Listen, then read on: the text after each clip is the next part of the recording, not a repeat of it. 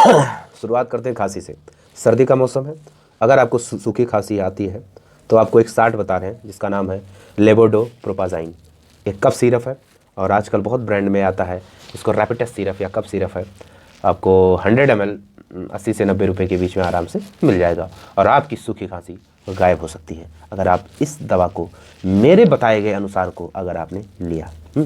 तो बात करते हैं ये जो रैपिटेस सिरप है, इसके जो मेन कंस्टिट्यूएंट्स हैं वो है लेवोडोप्रोपाज़ाइन। एक प्रकार का ये एंटीटसिव एजेंट्स होते हैं। अब सवाल हुआ कि एंटीटसिव एजेंट्स क्या होते हैं, ये खासकर MBBS वाले बच्चों के लिए मैं बोल रहा हूँ।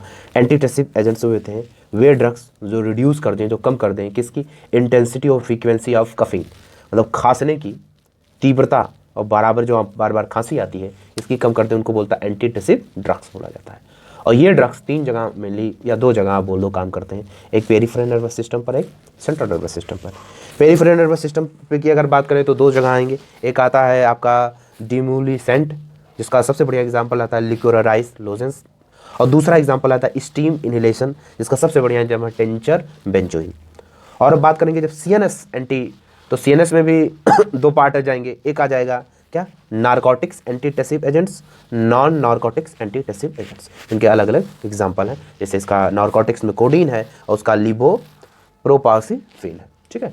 ऐसे ये कुछ मेडिसिन दोनों पर काम करते हैं। तो जो लेवोडोप्रोपाज़ाइन है ये किस पर करता है, act on the peripheral nervous system पर काम करता है, सेंट्रल नर्वस सिस्टम पर काम नहीं करता है। और सबसे बड़ी बात है डज नॉट इफेक्ट, ये हमारे बॉडी पे कॉन्स्टिपेशंस और रेस्पिरेटरी डिप्रेशंस को अफेक्ट नहीं करता। तो सवाल हुआ कौन से एंटीटसिव एजेंट्स ड्रग्स होते हैं जो इन पर कम करते हैं। तो जितने नारकोटिक्स एंटीटसिव ड्रग्स जैसे कोडीन होते हैं वो हमारे क्या कर लेते हैं, खाने पे हमारे रेस्पिरेशन में और कॉन्स्टिपेशन में प्रॉब्लम कर सकते हैं।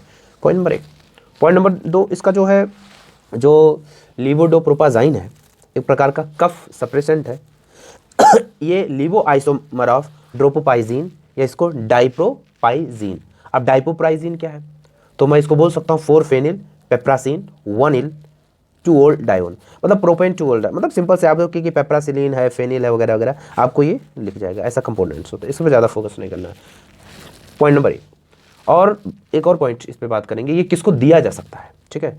ये अक्सर एलर्जी में भी दिया जा सकता है, नोजिया कंडीशन में दिया जा सकता है, रनिंग नोज धकाधक जो आते रहे उनको भी दिया जा सकता है, और कॉमन कोल्ड या फिर स्नीजिंग बार बार छींके आए तो उनमें भी ये आराम से दिया जा सकता है। इंपॉर्टेंट बात है कि इनको और सुनो, डायबिटिक पर्सन को दिया जा सकता है क्योंकि रैपिटेस सिरप जो होता है वो शुगर फ्री होता है। अक्सर आप देखोगे जितने कफ सिरप होते हैं उसमें कोई ना कोई स्वीटनर ज़रूर मिलाया जाता है, लेकिन इसमें नहीं मिलाया जाता है, इसलिए उसको दे सकते हैं। किसको नहीं दे सकते हैं, जो ब्रेस्ट फीडिंग मदर है बिल्कुल नहीं लेना है, प्रॉब्लम कर देगा।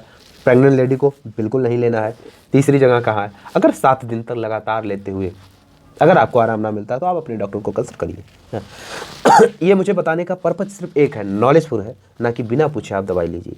दवाइयों के बारे में नॉलेज होना बहुत ज़रूरी है। और बस इतना रखना, जब भी सूखी खांसी हो तो आपको कौन सा साल्ट सोचना है, लेवोडोप्रोपाज़ाइन सोचना है, क्योंकि ये ड्राई कफिंग के लिए बहुत अच्छी रेमेडी है। बाकी इसके डोज क्या है फिजिशियन आपको समझा देगा, ठीक है ना। इसके साइड इफेक्ट्स क्या है वो भी मैं ज़्यादा उस मेन फोकस है इसका क्लासिफिकेशन, इसका मोड ऑफ एक्शन, इसके किस काम आता है। तो याद रखना लेवोडोप्रोपाज़ाइन एक प्रकार का डाइप्रोपाज़ाइन का लीवो फॉर्म है। लीवो एक होता है ना लेबोरेटरी। जानकारी अच्छी लगे तो एक चीज़ पूरी बात में एक बात निकालेंगे क्या, कि अगर सूखी खांसी है तो क्या लोगे आप, लेवोडोप्रोपाज़ाइन लोगे, ठीक है ना।